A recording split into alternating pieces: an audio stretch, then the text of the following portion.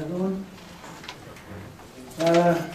it's unfortunate, I don't know whether unfortunate or unfortunate, that I'm going to talk about fish after lunch. But I hope that in the context in which I'm going to talk about it, it might be a welcome thing. Now, I'm going to talk about how we process fish skin as a byproduct from the fish processing industries for economic income and business opportunity in Kenya. Quite often, the leather industry is victimized or is a culprit, considered a culprit when it comes to environmental pollution. But in the context in which I'm going to talk about this is just to demonstrate actually the role of leather technology, the role of technology of making leather in addressing some of the environmental issues.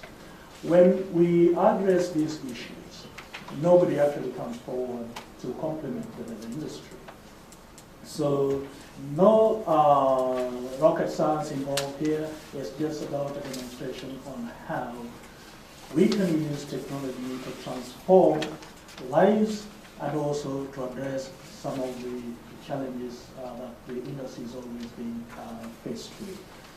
So, from the geographical point of view, Kenya is within the East African part of Africa, and the area in which I'm going to talk about is called Kisumu.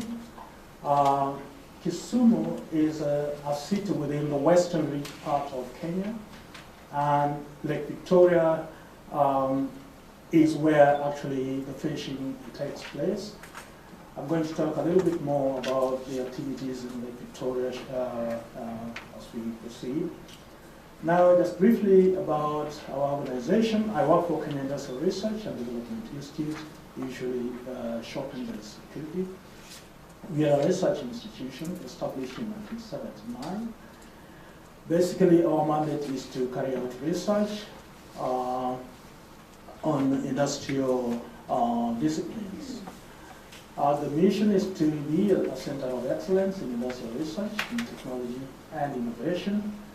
And the mission is to undertake industrial research, technology and innovation and disseminate findings that will have positive impact on national development. So we consider this kind of intervention that I'm going to talk about as actually contributing a lot towards our national development in terms of addressing environmental issues and addressing issues concerning poverty alleviation. Quickly running through the institutional objectives.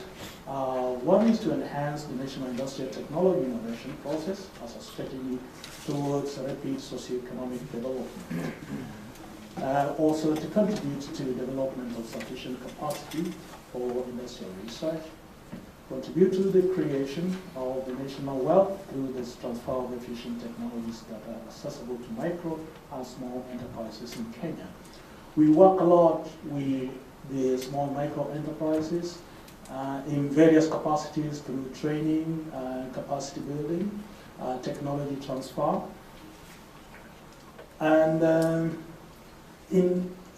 coming specifically to the leather sector, the way we support the leather sector is through leather processing technologies, through technology transfer. We also do business incubation. We offer incubation facilities to SMEs. We also provide common manufacturing facilities. We carry out research and development. We link up with industries to do research, training and capacity building, I said that. We're also involved in curriculum development. Personally, I've been very, very much involved in developing curriculum for SMEs, specifically for the leather industry. We also do testing and standardization. Now, narrowing down to Lake Victoria. The Kenyan part is occupies about 4,100 square kilometers, which represent about 6% of the total surface. Lake Victoria covers 3 East African countries: Uganda, Tanzania, and Kenya. Kenya has the smallest part. It is the lake that actually where fishing activities takes place. And about 90% of the fishing activities takes place in Lake Victoria, but we also have some fishing activities taking place within the ocean and other rivers. The type of fishing or the practice is mainly through boat fishing within the lake region. It's through boat fishing, and the main species is the Nile perch. I don't know how many of you have heard about Nile perch or knows about Nile perch. It's the main species that is found in Lake Victoria. It's quite a predator and tries to eliminate some of the smaller fishes. Now, the Nile perch can grow up to 500 kilograms. One big one can be up to 500 kilograms. So the fisheries, some of the economic importance of the fisheries industries is that it also contributes to about 0.5 or 0.5% of the GDP. And within that, the Nile perch is the main that is exported, and most of the countries where this export is within the European Union. It also provides employment to up to about 1.5 million Kenyans, so you can see how important the fisheries industries is. And of course, it's the main source of affordable source of protein in our country. The employment mainly is within the filleting companies that are established in Kenya. There are about 17 of them that are established. Then also the fishing itself and the fish handling. Within Kisumu city, or within that region, there are quite a number of beaches where fishing takes place. And within those beaches, it's quite active, with people involved in either fishing or fish handling at different value chain. The main product is fish meat. That's the main product that is being exported to other countries. Now, from the filleting companies, after removing the flesh, after removing the meat, then we have a lot of waste coming from the fishes. Some of these wastes include the skeleton, the head, as you can see. And these actually pose, some of these byproducts pose environmental problem that needed to be addressed. Then some of the additional problems include fleshing and visceral fats. Now, during the removal of the fleshings and visceral fats, then you end up with the skin. And generally, the skin used to be either sent to the landfill. When we walked along the beaches and where the women and the children are involved in the fleshing and removal of other visceral materials, you'll find a lot of skins littered around, and the disposal method will be either through sending them to the landfill or simply burning. And this is where now, as an institution, and as a Leather Technologies, for example, we came with an idea that what is it that how can we intervene to address this particular problem? Then we said, okay, I think what we can do is we designed an intervention method whereby we taught the women, the children on how to preserve the skins, and told them, the skins are valuable materials which can be transformed into leather. The raw materials, you can see some of the ladies are engaged in value addition. They fry them and become some people's delicacies, and they make a living out of it. Now, so through the training, we have actually tried to intervene in order to make this economically viable.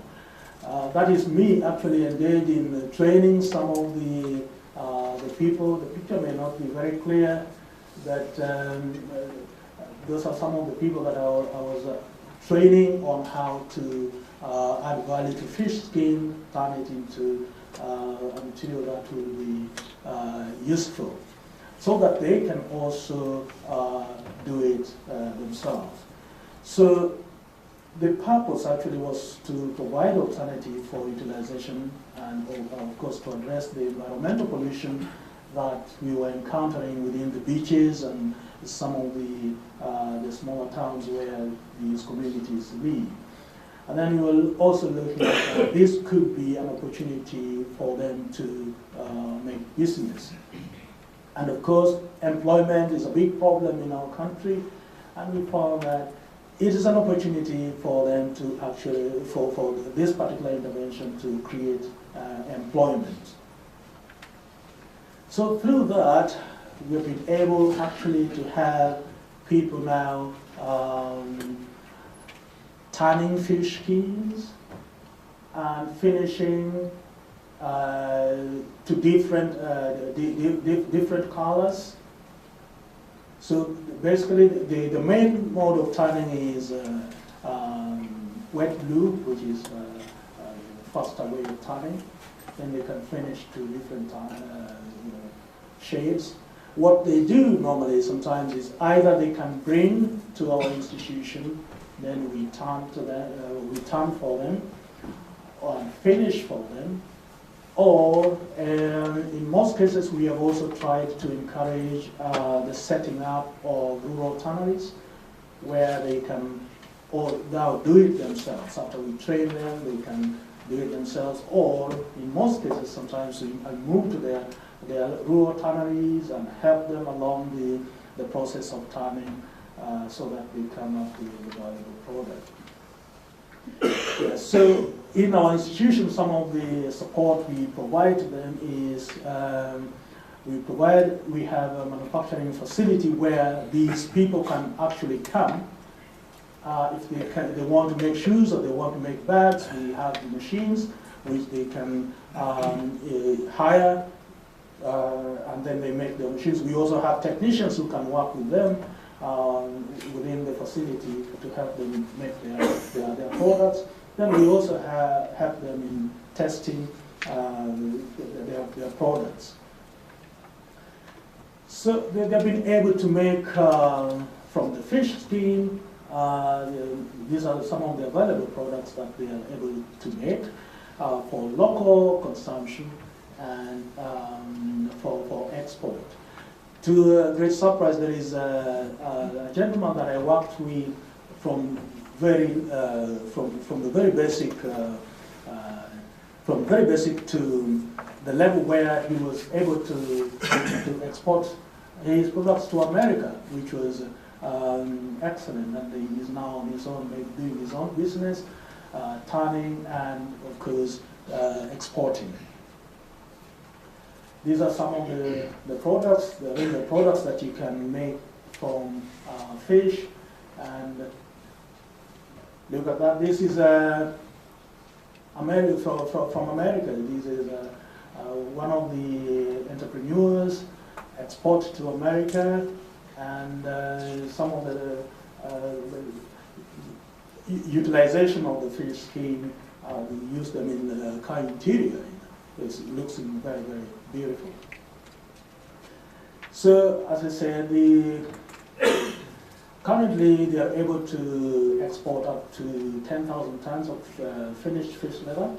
The markets are mainly America, Canada, Europe, and the industry, from the point of our intervention up to now, is able to employ direct employment up to about 600 people. which earn a living through the fish processing and export of leather, which is good. So in terms of conclusion, what I can conclude from this is how technology, the leather technology itself, plays a key role in reducing pollution from the fish industry. And it is not only the fish industry. I mean, we have emerging areas, emerging raw materials, like in our country now, due to a cultural change, we have people who want to feed on donkeys. We have people who want to feed on dogs. And in most cases, you find, before I used to see when a donkey dies, it's just left to rot. When a dog dies, it's just left to rot. But then, as a technologist, and as someone who knows that leather is good, we are thinking, okay, it's another emerging area for raw material for the leather industry. I mean, it's an area that the leather industry can intervene. So, even as we eat fish, what we can actually know is the skin is a valuable resource for the leather industry and has potential utilization in a variety of products of commercial value. Utilization of fish skin as a raw material for leather manufacture contributes poverty elevation through creation of wealth and employment. As you can see, it offers direct employment to 600 people. And before, this was just a raw material that was being dumped and nobody cared about. But we have been, through our intervention, we've been able to transform this into something that is of commercial value and something that is helping the communities, women, and the youth on how to live on their own and to make money. Finally, I would like to acknowledge Dorothy John Lloyd and SFTC for making it necessary for me to come, and of course my employer, Kenya National Research, for the support. Otherwise, I would like to thank you very much for listening to me this afternoon. Thank you.